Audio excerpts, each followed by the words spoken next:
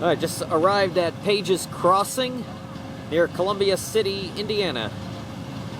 And I see they're running the coaster. That's always nice to see.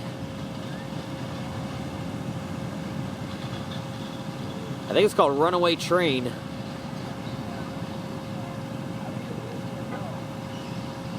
Got a frog hopper. There's mini golf. There's a little go-kart track, it looks like. Oh, there's some kind of ride in the middle. I don't know. Paige's Crossing. I looked this up on during the trip, actually. Realized that I was actually going to be staying pretty close to here. About 15 miles down the road.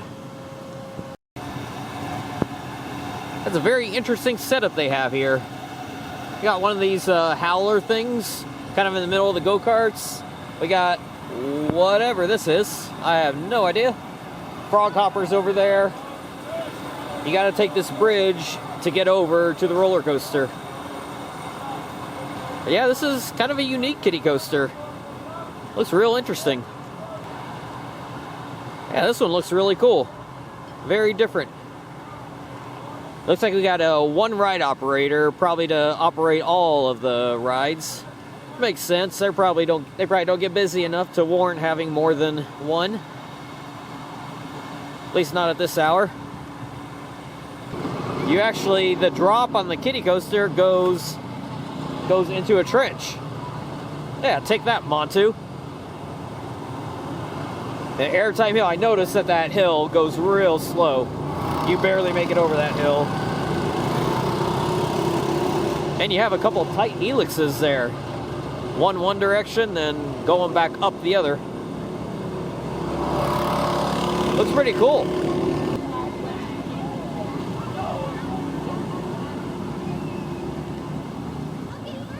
So I did get on this ride.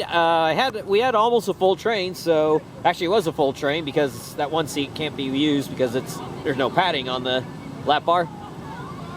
And I was in the back, and we got crazy laterals going down that drop. I mean, I have never felt a drop like that on a kiddie coaster before. That was crazy. And this first helix in the back row, the laterals that pulled, man, this thing is a lot more forceful than your typical kiddie coaster. One of the better kiddie coasters I've ever done. And it's only $3. So if you're ever in Northeast Indiana, get out here, get this coaster credit. $3, and it's pretty good. It is a bit janky, yes. You'll get tossed around a little bit. On that drop, I think that was laterals, and it wasn't airtime, but I think it was a little bit of lateral force. This little bitty bunny hop at the end gave a tiny bit of airtime. The second helix didn't do much. In fact, those tires are needed to just simply get up it.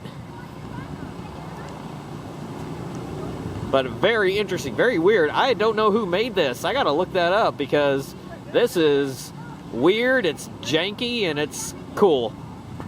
I had no idea this went underground. And on the coaster, it wasn't just the forces that it pulled. In the back, it carried a lot of speed down that drop. I mean, you go from a crawl and then you're just flying down that drop. And on that tight helix over there, it carried a lot of speed, which is what produced the laterals. Oh, pretty neat little place here.